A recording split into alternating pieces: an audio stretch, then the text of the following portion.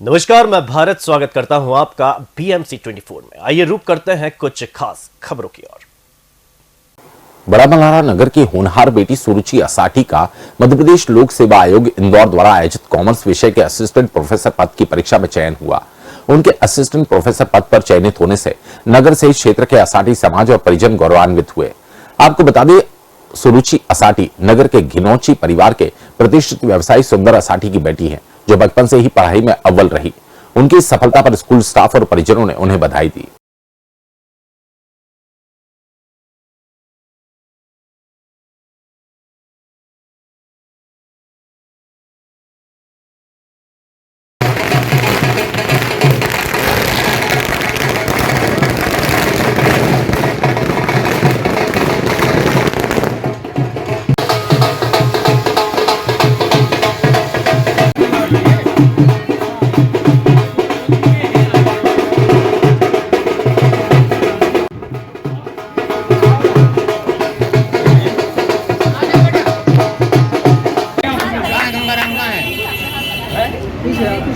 गंगाराम कहाँ है?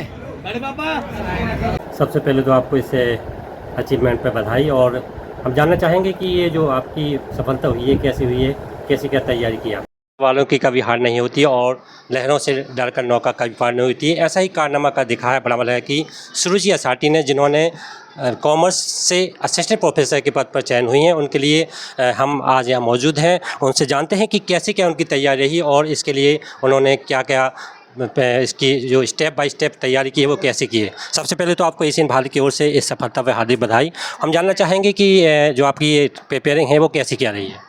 मैंने सबसे पहले 2022 में नेट क्वालिफाई किया और उसके बाद मैंने सहायक प्राध्यापक परीक्षा की तैयारी चालू की। उसके जो 2024 में परीक्षा आयोजित हुई थी 9 जून को, उसमें मैंने अटैम्प्ट दिया और उसमें मैंने फर्स्ट अटैम्प्ट में क्वालिफाई की। उसके बाद इंटरव्यू दिया और इंटरव्यू में भी मेरा चयन हो पाया। इसका सफलता का श्रेय सबसे पहले आप किसको देना चाहिए? सबसे पहले मैं सफलता का श्रेय अपने माता पिता, दादा दादी और नाना नानी को देना चाहूँगी। दादा दादी और नाना नानी यहाँ पर ना होते हुए भी उनका आशीर्वाद मेरे साथ हमेशा रहा है और साथ मेरा पूरा घिनौची परिवार जो हमेशा मेरी हर कदम पर साथ दिया है, उनका भी मैं सादर धन्यवाद करना चाहूँगी।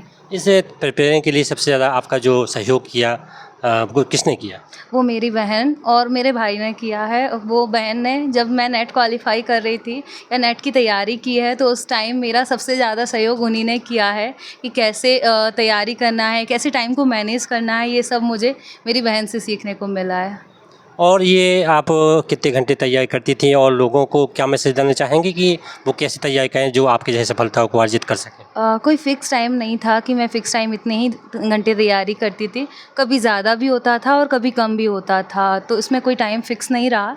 लेकिन मेरा एक जो चीज़ थी वो कंसंट्रेशन था और एक डिसिप्लिन था कि दिन में एक ना एक टाइम पढ़ना ज़रूर है।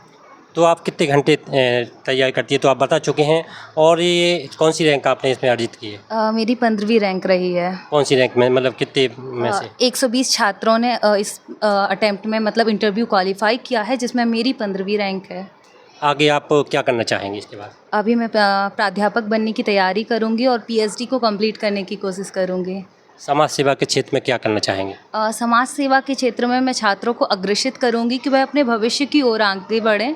मैं इसी के थ्रू समाज सेवा करने का प्रयास करूंगी।